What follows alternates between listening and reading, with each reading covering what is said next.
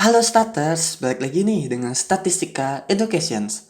Nah, sebelum kita memulai Statistika Educations jilid 4, kita akan memperkenalkan tentor-tentor kita nih. Yang pertama itu ada Nazla, yang kedua ada Nanda, dan yang ketiga ada Jamie. Nah, pada video ini kita akan membahas soal-soal dari buku Pengantar Himpunan Logika UB Press. Yang kedua itu kita akan membahas soal-soal UAS dari beberapa tahun yang lalu. Dan yang terakhir adalah trivia questions yang menarik yang kita bikin juga. Nah, langsung saja nih. Kalian bisa siapin buku catatan, buku orek-orek, biar bisa nih kita ikutan ngerjainnya bareng-bareng. Nah, langsung aja nih ke videonya. Selamat menyaksikan. Halo teman-teman semua, untuk soal himpunan yang pertama ini aku ambil dari nomor 2 soal ujian akhir semester tahun 2020 lalu. Nah, langsung aja aku bacain dulu soalnya ya. Jadi, misalkan U merupakan bilangan bulat positif dan I merupakan bilangan bulat positif untuk setiap N elemen dari bilangan bulat positif juga. Di sini dirumuskan bahwa AN memiliki interval dari minus N hingga 2N. Nah, langsung aja kita mulai ke soal yang poin A dulu. Di sini di soal diminta bahwa union atau gabungan dengan N dimulai dari 1 dan batas N itu 6 AN. Nah, di sini langsung aja kita cari anggota himpunan dari AN. Karena yang diminta itu N merupakan bilangan bulat positif, di sini aku bakal masukin A1 terlebih dahulu. Karena N itu 1 berarti jadinya minus 1 hingga 2 dikali 1 karena N-nya 1. Berarti intervalnya itu dari minus 1 hingga 2. Berarti anggota himpunan dari A1 itu ada minus 1, 0, 1, dan 2. Nah, di sini sama halnya untuk A2, A3, dan seterusnya. Nah, berarti untuk anggota himpunan dari A2 itu dari minus 2 hingga 2 kali 2 yaitu 4. Berarti anggota himpunannya ada minus 2, minus 1, 0, 1, 2, 3, dan 4. Dilanjut untuk A3, berarti anggota himpunan ada dari minus 3 hingga 2 kali 3 yaitu 6. Berarti anggota himpunannya ada minus 3, minus 2, minus 1, 0, 1, 2, 3, 4, 5, dan 6. Nah, karena di soal diketahui juga batas dari N itu ada 6, di sini aku bakal langsung aja cari anggota himpunan dari A6. Caranya sama juga, yaitu dengan minus N berarti minus 6 hingga 2 dikali 6 berarti 12. Intervalnya berarti minus 6 hingga 12. Berarti anggota himpunannya ada minus 6, minus 5, minus 4, minus 3, minus 2, dan seterusnya hingga 12. Nah, di soal poin A ini tuh yang diminta kan union atau gabungan dari anggota himpunan AN yang dimulai N itu dari 1 dengan batas N itu 6. Berarti anggota gabungan dari himpunan itu ada minus 6, minus 5, minus 4, minus 3, minus 2, minus 1, 0, 1, 2, 3, 4, 5, 6, 7, 8, 9, 10, 11, dan 12. Nah, sekarang kita bakal lanjut ke soal poin B. Soal poin B ini tuh yang diminta yaitu irisan atau N. Nah, himpunan irisan yang diminta di soal ini tuh yaitu kita cari anggota himpunan yang sama-sama dimiliki mulai dari A1 hingga A hingga. Nah, karena kita udah cari tadi anggota himpunan mulai dari A1, A2, A3, di sini kita lihat bahwa anggota himpunan A1 itu pasti ada di anggota himpunan A2, A3, dan seterusnya kan. Nah, berarti di sini jawabannya itu ada anggota himpunan dari A1, itu ada minus 1, 0, 1, dan 2. Sekarang kita bakal lanjut ke soal poin C. Nah, di soal poin C ini yang diminta yaitu pengurangan antara A2 dan A3. Nah, di sini berarti pengurangan antara anggota himpunan A2 dengan anggota himpunan A3 yang akan menghasilkan himpunan kosong. Karena seluruh anggota dari himpunan A2 itu dimiliki oleh himpunan A3, sehingga ketika dilakukan pengurangan, tidak ada anggota himpunan A2 yang bersisa.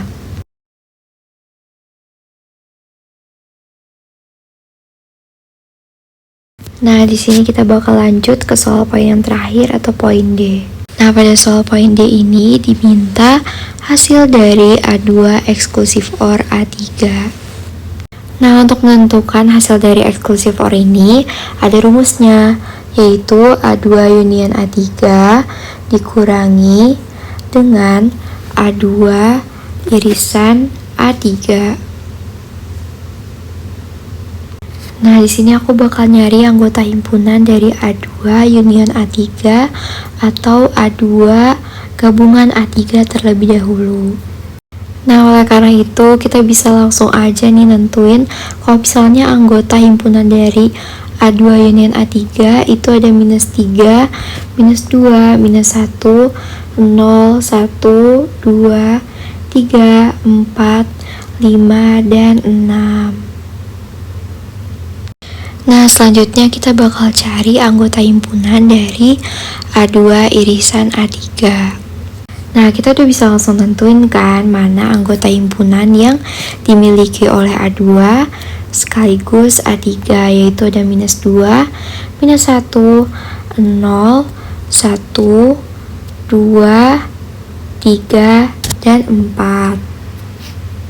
Nah, sekarang kita udah bisa langsung aja nih buat melakukan pengurangan antara A2U A3 dan A2N A3.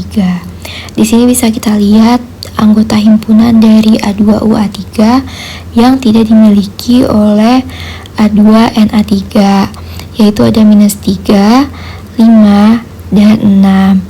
Nah, ini dia hasil dari A2 eksklusif OR A3 melalui rumus yang tadi udah aku sebutkan.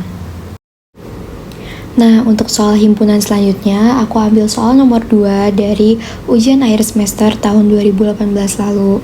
Langsung aja aku bacain soalnya ya. Jadi diketahui sebanyak 65 mahasiswa mengambil kelas bahasa Perancis, 45 mahasiswa mengambil kelas bahasa Jerman, dan 42 mahasiswa mengambil kelas bahasa Rusia. Lalu sebanyak 8 mahasiswa mengambil ketiga kelas bahasa tersebut, sedangkan sebanyak 20 mahasiswa mengambil kelas bahasa Perancis dan bahasa Jerman, 25 mahasiswa mengambil kelas bahasa Perancis dan bahasa Rusia, serta 15 mahasiswa mengambil kelas bahasa Jerman dan bahasa Rusia. Masing-masing himpunan P, J, dan R adalah himpunan mahasiswa. Nah, di sini aku udah nulis ini apa-apa aja yang diketahui dari soal di atas. Kayak ada 65 mahasiswa yang mengikuti kelas bahasa Prancis, 45 mahasiswa mengikuti kelas bahasa Jerman, 42 mahasiswa mengikuti kelas bahasa Rusia, dan ada 8 orang mahasiswa yang mengikuti 3 kelas tersebut. Lalu ada 20 mahasiswa yang mengikuti kelas bahasa Prancis sekaligus bahasa Jerman, ada 25 mahasiswa yang mengikuti kelas bahasa Prancis sekaligus bahasa Rusia, dan ada 15 mahasiswa yang mengikuti kelas bahasa Jerman sekaligus bahasa Rusia. Nah, di sini aku nggak bakal ngerjain soalnya berurutan dari poin A, B ke C. Tapi di sini aku bakal lebih ke menelaah dulu apa-apa aja yang bakal bisa kita dapetin dari hal-hal yang diketahui dari soal. Nah, untuk biar lebih kebayang nih, aku bakal mulai dari ngegambar diagram Venn terlebih dahulu nih. Nah, di sini aku udah langsung gambarin diagram Venn-nya. Kenapa diagram Venn itu lingkarannya beririsan semua? Karena kan tadi di soal juga udah diketahui kalau misalnya ada mahasiswa yang mengikuti 3 kelas sekaligus gitu, ada 8 mahasiswa. Jadi bisa langsung aja aku tulis di tengah-tengah sini ya. Karena kan dia mengikuti 3 kelas sekaligus gitu, mereka ber-8 gitu. Lanjut, di soal ini kan diketahui kalau irisan antara himpunan P dan J itu ada 20, yang artinya ada 20 mahasiswa yang mengikuti kelas bahasa Prancis dan Jerman sekaligus. Nah, dari yang diketahui ini, kita bisa nyari dong himpunan mahasiswa yang hanya mengikuti tepat 2 kelas aja, tapi hanya kelas bahasa Prancis dan bahasa Jerman. Di sini kan yang diketahui irisan dari mahasiswa yang mengikuti kelas bahasa Prancis dan bahasa Jerman. Posisinya ada di sini kalau berdasarkan diagram Venn. Yang berarti kita bisa langsung nyari aja nih dengan cara total irisan dari himpunan P dan J itu 20 dikurangi dengan himpunan mahasiswa yang mengikuti ketiga kelas bahasa tersebut, yaitu 8. Kalau gitu bisa kita temuin kan, berarti mahasiswa yang mengikuti tepat 2 kelas, yaitu kelas bahasa Prancis dan Jerman, itu ada 12 mahasiswa.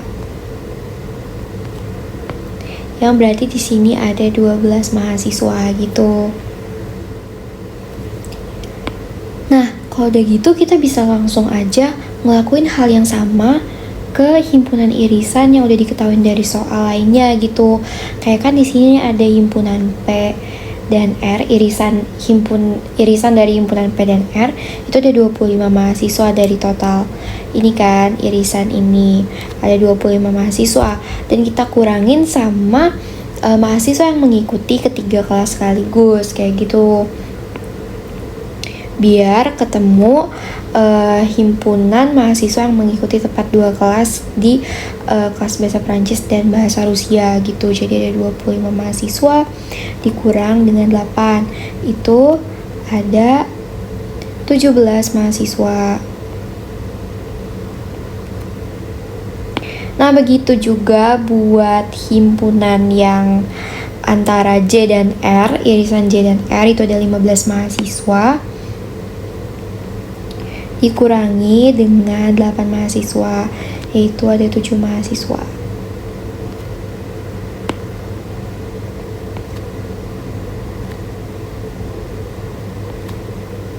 Nah, di sini kita bisa langsung nemuin kan total dari mahasiswa yang tepat mengikuti 2 kelas bahasa. Bisa langsung kita tambahin aja nih. Totalnya berarti ada 36 mahasiswa yang mengikuti tepat 2 kelas bahasa. Nah, di sini kan kita udah nemuin ya berapa mahasiswa yang mengikuti tepat 2 kelas bahasa. Terus gimana dong cara cari berapa mahasiswa yang mengikuti tepat 1 kelas bahasa aja? Nah, langsung aja kita lihat ke diagram Venn-nya ya. Di sini aku bakal fokusin ke salah satu himpunan aja. Di sini aku bakal pilih himpunan mahasiswa yang mengikuti kelas bahasa Prancis. Dari soal diketahui bahwa ada 65 mahasiswa kan yang mengikuti kelas bahasa Prancis. Nah, total 65 mahasiswa ini tuh udah termasuk sama mahasiswa-mahasiswa yang mengikuti 2 kelas sekaligus dan 3 kelas sekaligus.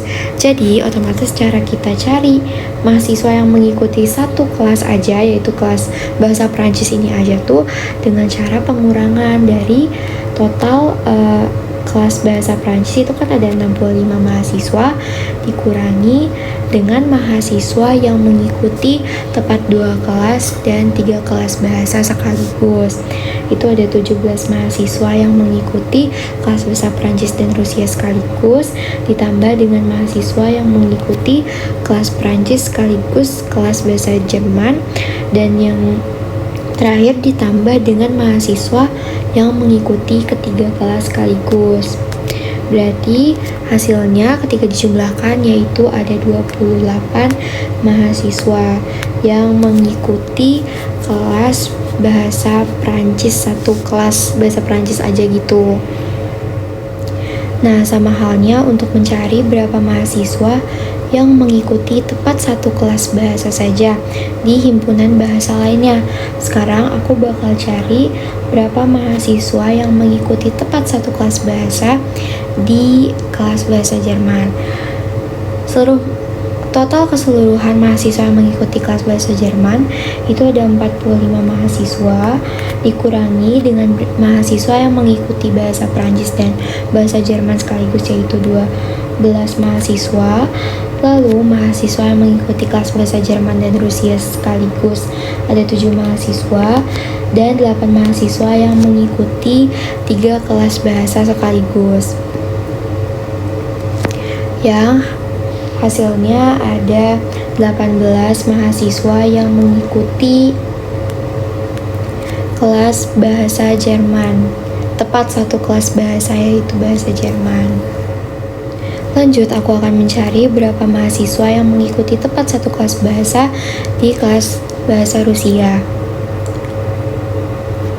Total keseluruhan mahasiswa yang mengikuti kelas bahasa Rusia itu ada 42 mahasiswa, dikurangi dengan mahasiswa yang mengikuti kelas bahasa Rusia dan bahasa Prancis sekaligus, yaitu 17 mahasiswa. Lalu mahasiswa yang mengikuti kelas bahasa Rusia dan bahasa Jerman sekaligus, yaitu 7 mahasiswa, dan mahasiswa yang mengikuti 3 kelas sekaligus, yaitu 8 mahasiswa. Ketika dijumlahkan, hasilnya yaitu ada 10 mahasiswa yang mengikuti kelas bahasa Rusia tepat satu kelas saja gitu. Nah, di sini kita bisa ngejumlahin. Dan hasil dari penjumlahan ini adalah jumlah mahasiswa yang mengikuti tepat satu kelas aja. Di sini ada 56 mahasiswa yang mengikuti tepat satu kelas bahasa saja. Nah, di sini juga kita udah bisa langsung jawab kan pertanyaan poin A dari soal nomor 2 ini, yaitu tentukan banyaknya mahasiswa yang mengambil paling sedikit satu dari 3 kelas bahasa. Yang maksud dari yang diminta dari soal ini adalah kita disuruh nentuin berapa jumlah mahasiswa yang mengikuti kelas, intinya at least mengikuti satu kelas gitu. Berarti total dari keseluruhan himpunan mahasiswa yang mengikuti kelas. Berarti cara ngejumlahinnya kayak gini. Berarti kita tinggal ngejumlahin berapa mahasiswa yang mengikuti tepat 2 kelas bahasa aja, yaitu 36, ditambah dengan mahasiswa yang mengikuti tepat satu kelas bahasa aja, yaitu 56 mahasiswa, ditambah dengan mahasiswa yang mengikuti tepat 3 kelas atau mengikuti 3 kelas bahasa sekaligus, yaitu 8.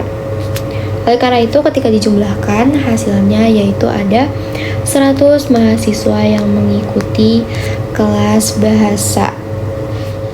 Nah, untuk poin B-nya kan diminta untuk menggambarkan diagram Venn dengan jumlah mahasiswa di dalamnya.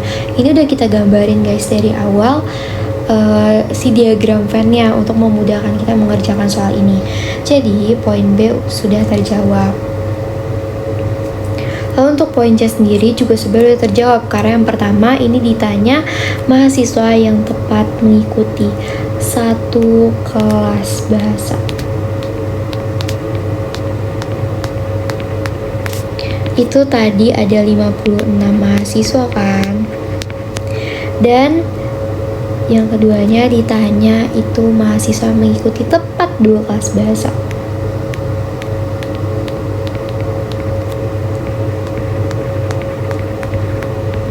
Yaitu ada 36 mahasiswa. Oleh karena itu, dari poin A, B, C, soal ini semua sudah terjawab.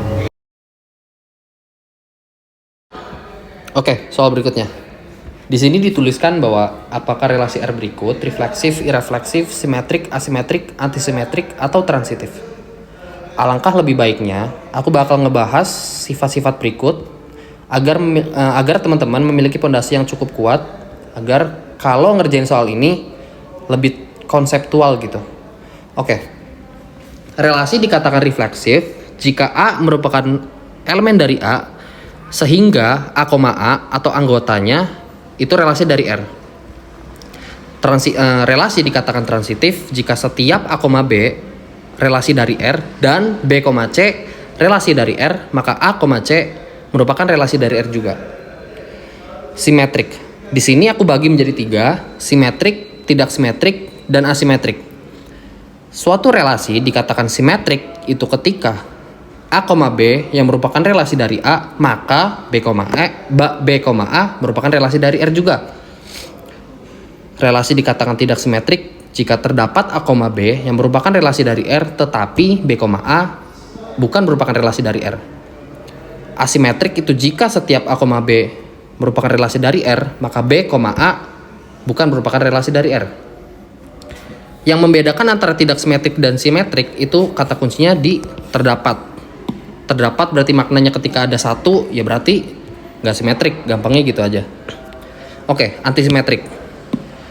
Relasi dikatakan antisimetrik itu ketika setiap atau semua A, B yang merupakan relasi dari R, maka B, A bukan merupakan relasi dari R. Kecuali ketika A sama dengan B. Oke, langsung ke intinya.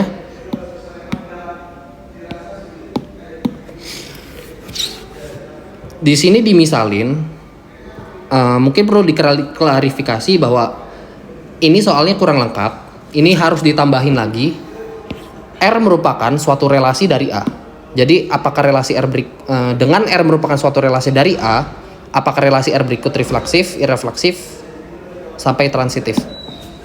Oke, di sini semestanya merupakan bilangan Zal atau A, merupakan bilangan bulat tentunya, yang dituliskan bahwa A, R, B berelasi secara A kurang dari B tambah 1.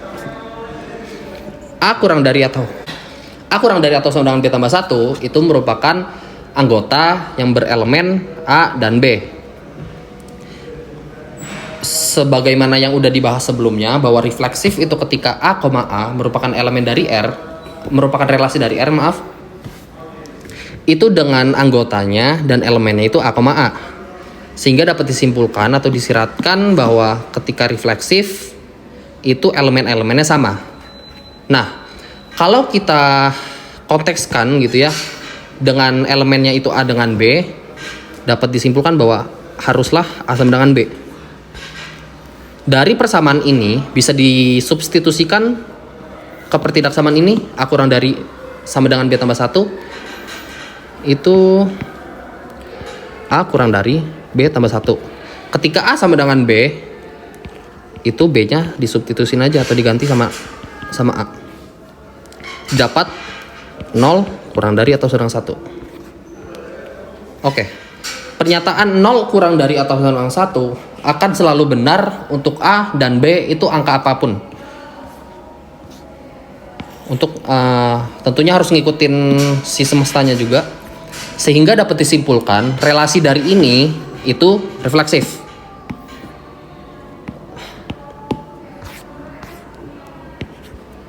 Oke, kita cek irefleksif atau enggak. Suatu relasi ketika mereka memiliki sifat refleksif udah pasti irefleksif. Berarti dapat disimpulkan relasi ini enggak irefleksif, melainkan refleksif. Oke, selanjutnya kita bakal ngecek relasi R itu simetrik apa enggak. Karena di sini anggota dari ininya elemennya A, B. Kalau aku misalin X, Y yang merupakan elemennya X dan Y. Aku misalin Y, X itu ada. Sehingga untuk X, Y itu berlaku X kurang dari Y tambah 1. Ngikutin ini aja nih. Dan untuk Y, X itu berlaku Y kurang dari X tambah 1. Ini pertaksamaan 1. Ini yang kedua. Oke. Karena kita asumsiin Y, X dan X, Y ada, berarti pernyataan 1 atau pertidaksamaan yang ke-1 dan pertidaksamaan yang kedua itu merupakan pernyataan yang valid. X kurang dari Y tambah 1 dan Y kurang dari X tambah 1. Dari bentuk ini dapat dioperasikan, nanti dapat X kurang dari Y sama dengan 1, sedangkan ini Y kurang dari X atau sama dengan 1. Dari pertidaksamaan yang kedua bisa didapat X min Y lebih dari min 1. Ini ketiga katakanlah. Nah, dari X min Y kurang dari atau sama dengan 1 dan X min Y lebih dari atau sama dengan min 1 dapat disimpulkan bahwa relasi R itu akan simetrik ketika bentuk dari X min Y di antara min 1 dan 1. Karena kedua-duanya harus memenuhi. Ini bentuk X min Y ya. Maaf. Nah, dapat disimpulkan bahwa relasi R akan simetrik ketika bentuk dari X min Y itu di antara atau di rentang min 1 hingga 1. Nah, dari pernyataan ini bisa disimpulkan bahwa relasi ini itu nggak simetrik. Kenapa? Karena ketika X min Y atau bentuk dari X min Y itu bukan di antara min 1 sampai 1, dia nggak simetrik. Sehingga dapat disimpulkan bahwa relasi R itu nggak simetrik. Oke, selanjutnya antisimetrik. Relasi ini bisa dibilang nggak antisimetrik. Mengapa? Karena relasi akan bersifat A, B maka B, A ketika bentuk dari X min Y itu di rentang min 1 hingga 1 itu kalau ditinjau lebih luas itu enggak bersifat A, B maka B, A. Kenapa? Soalnya ketika digambar garis bilangan min 1, 1 ini X min Y, dia itu cuman bersifat A, B, A ketika ada di rentang ini. Karena definisi dari antisimetrik itu setiap A, B yang merupakan relasi dari R, maka B, A bukan merupakan relasi dari R. Dapat disimpulkan bahwa relasi bukan antisimetrik. Oke, transitif. Transitif itu terjadi ketika terdapat A, B yang merupakan relasi dari R dan B, C yang merupakan relasi dari R, maka A, C juga merupakan relasi dari R.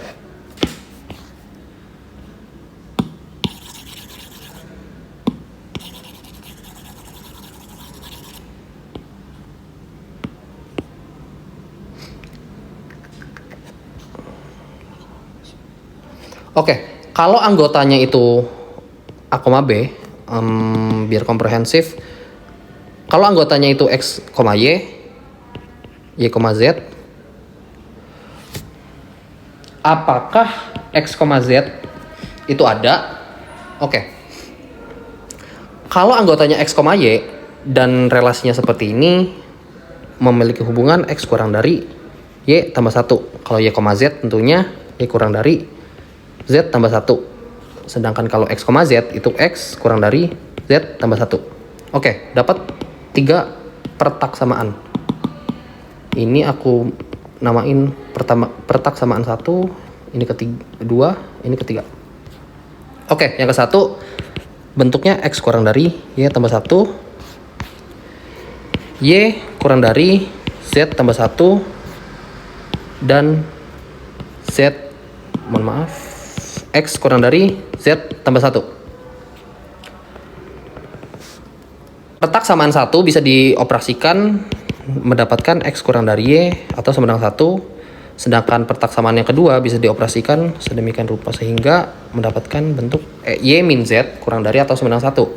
Ketika dijumlahkan, itu Y-nya habis, didapat X min Z kurang dari atau sama dengan 2. Oke. Pernyataan X min Z kurang dari atau sama dengan 2 itu cukup berhubungan dengan pertak samaan yang ketiga, yaitu X kurang dari atau sama dengan Z tambah 1 yang dapat dioperasikan mendapatkan X min Z kurang dari atau sama dengan 1. Oke, dapat yang ketiga, ini katakanlah yang keempat. Dari pertak samaan yang ketiga, X min Z kurang dari atau sama dengan 1, dan pertak samaan yang keempat, X min Z kurang dari atau sama dengan 2, itu dapat disimpulkan bahwa relasinya itu bersifat transitif. Mengapa? Karena ketika dibikin garis bilangan, ini X min Z 1, 2. Si 2 itu udah mencakup si 1 tentunya. Sehingga dapat disimpulkan bahwa relasi bersifat transitif.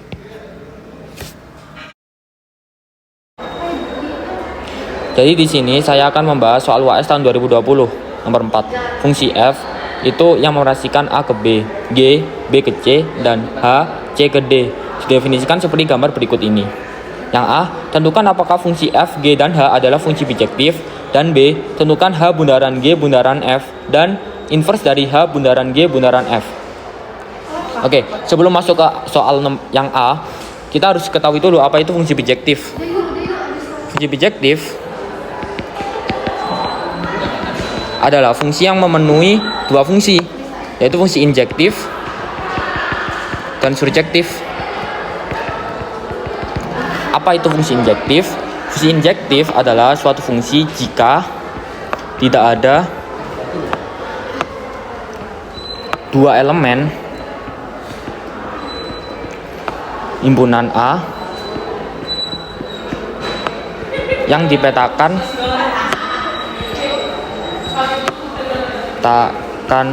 ke B yang sama. Ini contoh, bentar, ini aku benerin dulu.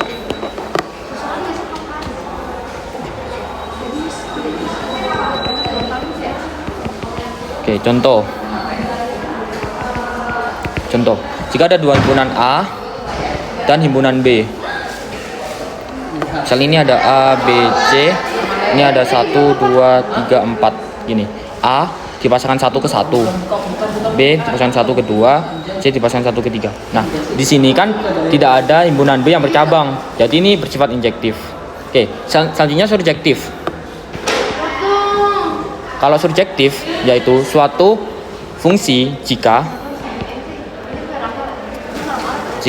setiap elemen B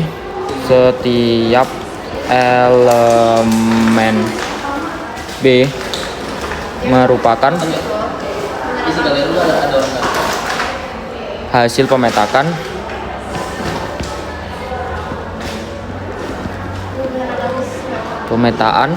dari satu atau lebih elemen himpunan A.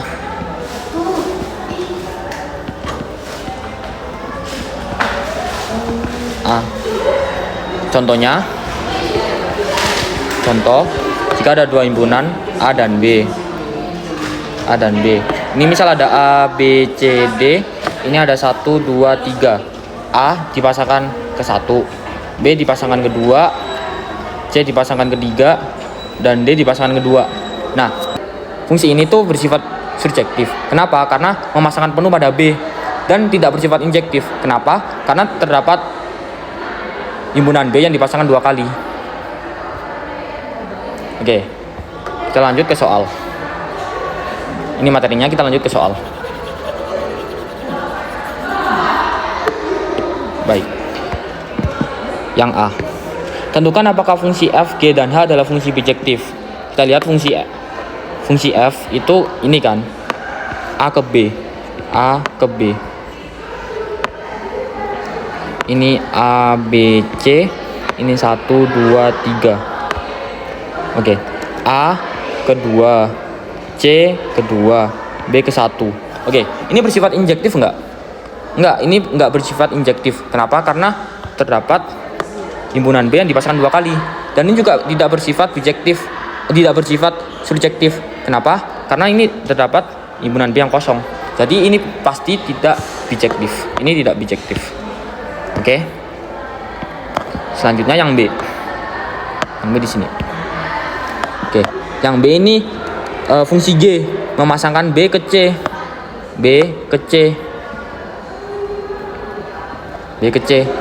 Ini 1, 2, 3. Ini X, Y, Z, W.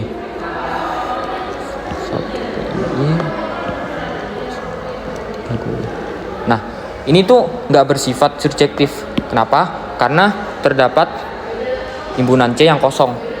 Tapi ini bersifat injektif. Namun karena syarat dari bijektif itu harus memenuhi injektif dan surjektif, jadi ini juga tidak bijektif. Oke, sekarang kita lanjut yang C. Yang C itu fungsi H. Fungsi H itu relasi C ke D. X, Y, Z, W, 4, 5.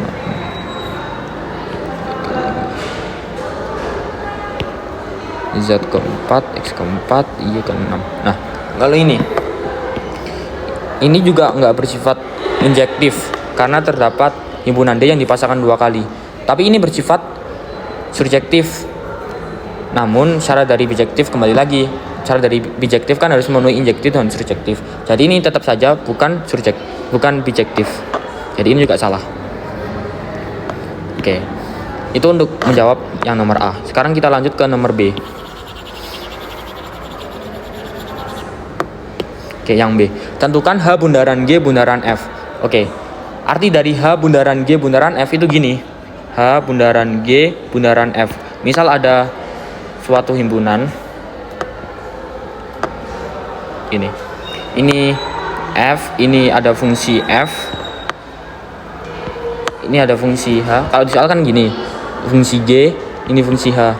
Nah, arti H bundaran G bundaran F itu artinya kita gampangannya gini, kita balik aja. Jadi dari F ke H. Jadi dari sini ke sini. Gitu kerjainnya. Oke, langsung aja kita ke soal. Intinya kan H bundaran G bundaran F. Oke. Atau langsung kita lihat ke soal aja. Ini. Oke, ini artinya bentar. Ini yang B, H bundaran G bundaran F. Oke, gini. Nah, H bundaran G bundaran F itu artinya dari F ke H kan tadi. Kita lihat A kedua, 2 ke X, A kedua, ya enggak, A kedua, 2 ke X, lalu X keempat.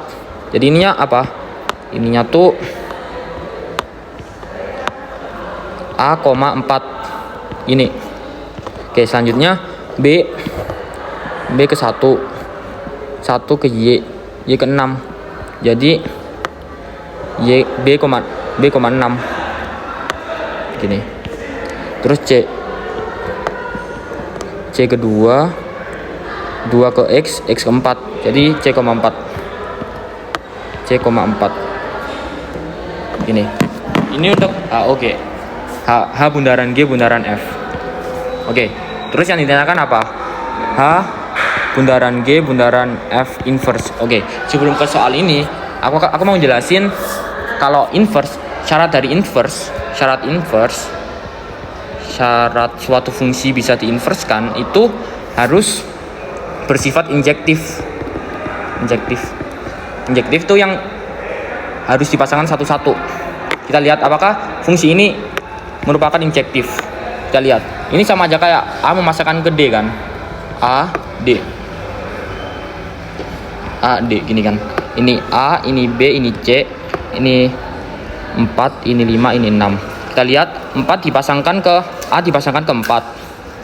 B dipasangkan ke 6. Dan C dipasangkan ke 4 lagi. Nah, kita lihat dari relasi ini kan bukan fungsi injektif. Kenapa? Karena terdapat himpunan D yang dipasangkan 2 kali. Jadi otomatis fungsi ini H bundaran G bundaran F tidak bisa diinverskan. Jadi H go F tidak bisa diinverse. Oke, soal berikutnya. Mungkin perlu diklarifikasi bahwa soal ini bukan soal tahun-tahun sebelumnya atau soal UAS-UAS sebelumnya, tahun sebelumnya. Namun ini kita buat untuk harapannya teman-teman lebih memahami nih konsep dari fungsi itu sendiri. Oke, kita mulai ya. Di sini disuruh buktiin kalau fx sama dengan x kuadrat min 4 atau fungsi kuadrat itu nggak bisa terinversi pada x elemen bilangan real. Jika bisa, itu gimana? Oke. Berawal dari fakta suatu persamaan dikatakan fungsi ketika mengikuti aturan bijektif, sedangkan bijektif itu mengikuti kaidah surjektif dan injektif. Mungkin udah dibahas juga atau disinggung sama soal sebelumnya. Oke. Berarti kita mikir kalau fungsi ini kita paksain diinversin, Namun kita harus ngebuktiin ketika suatu fungsi ini diinversin menghasilkan persamaan, persamaan tersebut secara grafik tidak mengikuti kaidah bijektif atau aturan bijektif. Oke, kita tulis bahwa fungsinya fx x kuadrat min 4. Secara biasa aja, fx kita convert ke y x kuadrat min 4 didapat y plus 4 sama dengan x kuadrat. Di titik ini kita dapat dua kemungkinan bahwa f inverse-nya itu akar dari x plus 4 dan negatif akar x plus 4 dan akar x plus 4. Ini untuk y lebih dari 0, y kurang dari atau sama 0. Dan ini untuk y lebih dari atau sama 0. Mungkin biar nggak ambigu aku hapus aja deh ininya. Soalnya nanti mungkin kalian nanya kan ketika y sama dengan 0 itu gimana. Namun faktanya kan negatif 0 itu sama dengan 0. Jadi ya udah. Oke, lanjut. Berawal dari pemikiran yang tadi, kita harus bikin grafiknya ini. Sebagaimana yang kalian tahu, akar dari x plus 4 itu maknanya suatu fungsi akar x dipindahin ke kiri 4 satuan. Namun menjadi pertanyaan, gimana kalau negatif dari akar x plus 4? Negatif akar x plus 4 itu mudahnya ketika akar x plus 4 direfleksikan terhadap sumbu x. Gampangnya, ketika ada fungsi kayak gini, kita refleksikan terhadap sumbu x, menghasilkan fungsi yang simetris seperti ini. Gampang aja kok guys. Oke, lanjut. Kita tahu bahwa akar x itu kayak gini. Namun di soal ini harus dipindahin ke kiri 4 satuan sehingga ini min 1, min 2, min 3, ini min 4. Menjadi kayak gini. Ini hapus.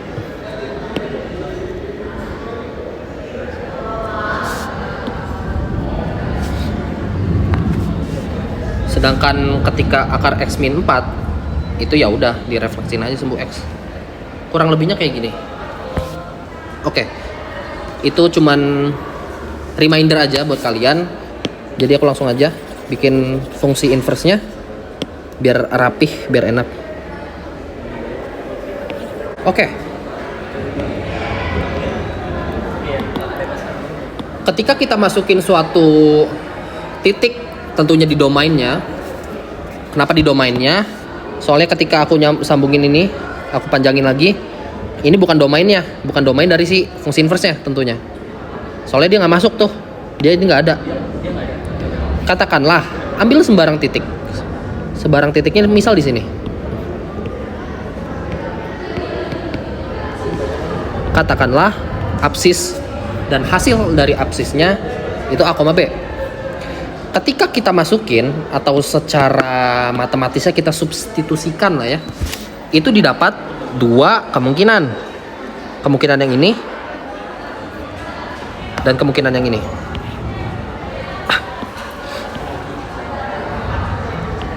Kita nggak peduli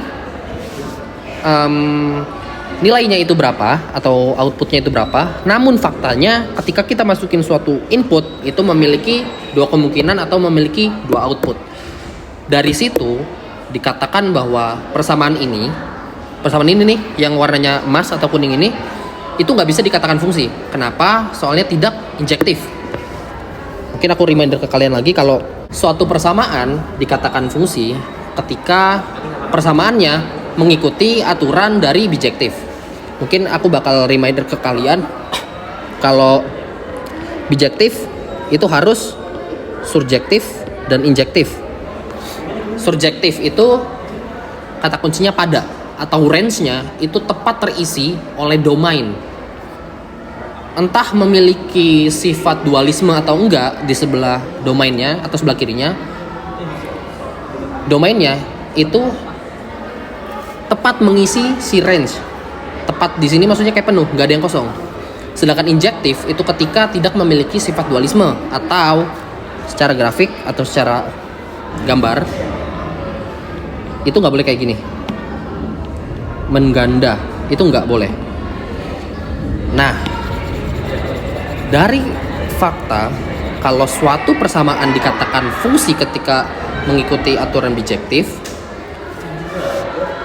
ini bisa dibantahkan bahwa persamaan ini secara keseluruhan itu bukan fungsi. Mengapa? Karena ketika kita masukin input A, itu dapat dua kemungkinan, yaitu B, katakanlah ini A, B, A1, B1, dan A2, B2. Memiliki dua kemungkinan, yaitu B2 dan B1 tentunya. Dari fakta ini bahwa bisa dibantahkan F inverse bukan merupakan fungsi, sehingga disimpulkan bahwa terbukti fx sama dengan x kuadrat min 4 tidak dapat terinversi pada semua bilangan real. Oke, pertanyaan 1 kejawab. Namun menariknya di sini, jika bisa atau jika dapat itu gimana? Oke, secara visual aja. Katakanlah aku hapus ini.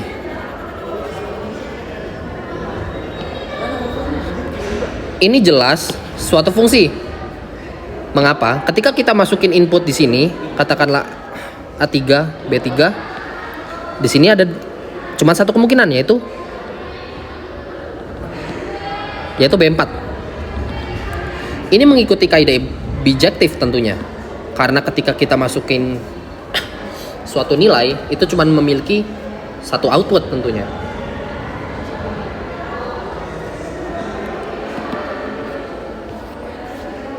Oke, sehingga dapat disimpulkan bahwa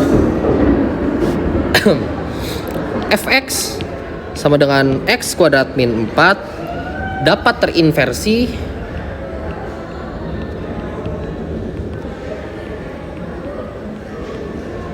pada x lebih dari atau sama dengan 0, atau ini kata kuncinya guys, atau bukan dan X kurang dari atau sama dengan 0. Nah, itu dia beberapa pembahasan soal dari kami. Semoga dapat bermanfaat dan membantu teman-teman semua ya. Sekian dulu Statistika Education kali ini. Jika teman-teman masih memiliki pertanyaan, boleh ditanyakan di kolom komentar aja ya. Dan jangan lupa like, share, and subscribe. Bye-bye starters. See you in the next video.